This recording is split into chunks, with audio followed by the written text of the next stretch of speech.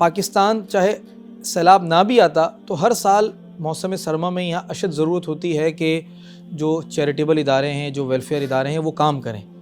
اور ہمارا جو ادارہ ہے خدیجہ الکبریٰ ویلفیئر ٹرسٹ، یہ ہر سال موسم سرما کی مناسبت سے لوگوں کو راشن فراہم کرتا ہے، اور لحاف، کمبل، سویٹر، بلینکٹس، جوتے، ٹراؤزرز، یہ ساری چیزیں الحمدللہ فراہم کی جاتی ہیں.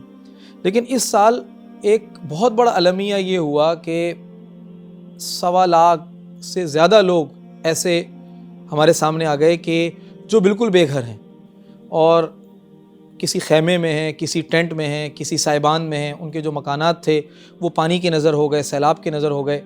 بہت ساری NGOز نے کچھ مکانات بنائے بھی، اور مکانات کی تعمیر کا سلسلہ بھی چل رہا ہے.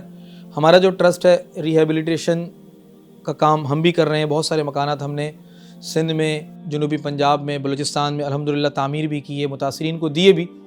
لیکن یہ جتنا کام ہے یہ یوں سمجھیں کہ اونٹ کے منہ میں زیرے کے مترادف ہے، کہ تعداد بہت زیادہ ہے متاثرین کی اور کام کرنے والے لوگ بہت تھوڑے سے ہیں، یا ان تک بہت تھوڑے سے لوگ پہنچ رہے ہیں. تو اس لیے اس وقت ضرورت اس بات کی ہے کہ جتنے بھی ویلفیئر ادارے ہیں، جتنے بھی مخیر حضرات ہیں، وہ آگے بڑھیں اور آگے بڑھ کر اپنے بھائیوں کو سردی سے بچاؤ کا سامان فراہم کریں. اور یہ بہت بڑی نیکی ہے. قرآن اور حدیث میں اس کی بڑی فضیلت وارد ہوئی ہے. ایک حدیث قدسی ہے، اللہ سبحانہ و تعالیٰ فرماتے ہیں کہ اے بندے، مجھے لباس کی ضرورت تھی، تو نے مجھے لباس کیوں نہیں فراہم کیا؟ اللہ تعالیٰ پوچھیں گے قیامت کے دن. تو بندہ کہے گا یا اللہ، آپ تو احکم الحاکمین ہیں، آپ تو ہر چیز سے مستغنی ہیں، آپ کو لباس کی ضرورت، آپ کو کھانے کی ضرورت، آپ کو تو کسی چیز کی ضرورت نہیں. تو اللہ سبحانہ و تعالیٰ فرمائیں گے کہ میرا فلاں بندہ، اس کو لباس کی ضرورت تھی، اس کو خوراک کی ضرورت تھی، اس کو پانی کی ضرورت تھی.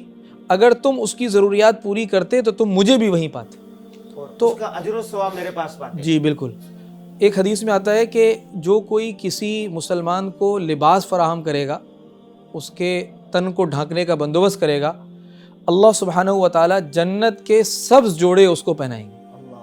تو لوگ آگے بڑھیں، اور جو متاثرین ہیں یا جو ویسے سردی سے متاثرین ہیں، ان کو کمبل فراہم کریں، ان کو لحاف دیں، ان کو شالیں دیں، ان کو جوتے دیں، ان کے لیے راشن کا بندوبست کریں.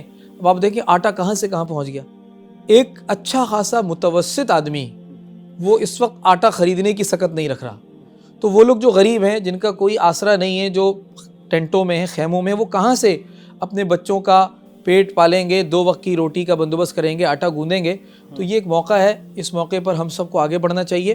اور سردی سے جتنے بھی متاثر ہیں پاکستان میں، پاکستان سے باہر، پوری امت مسلمہ، سب کی خبرگیری کرنی چاہیے.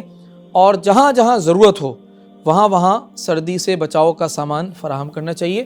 اور جیسے میں نے عرض کیا کہ الحمدللہ خدیجہ الکبریٰ ویلفیئر ٹرسٹ وہ ایک بہت بڑا نام ہے پاکستان کے اندر، اور بہت بڑے لوگوں کا اس پر اعتماد ہے، اور بہت دیانتداری کے ساتھ، شفافیت کے ساتھ اور ڈسپلن کے ساتھ وہ کام کر رہا ہے.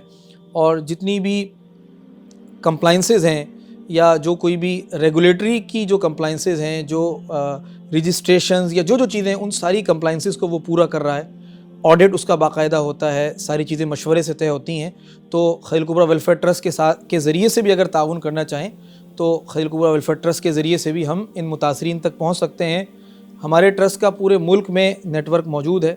پورے ملک کی دور دراز بستیوں میں ہمارے والنٹیئرز، ہمارے ساتھی، ہمارے رضاکار، وہ ہمیشہ 24 گھنٹے وہ اویلیبل ہوتے ہیں. جب ہم ان کو کہتے ہیں یہ چیز تقسیم کرنی ہے، یہ چیز فراہم کرنی ہے، یہ چیز تیار کرنی ہے، یہ مکان بنانا ہے، تو الحمدللہ وہ سارے ساتھی کرتے ہیں.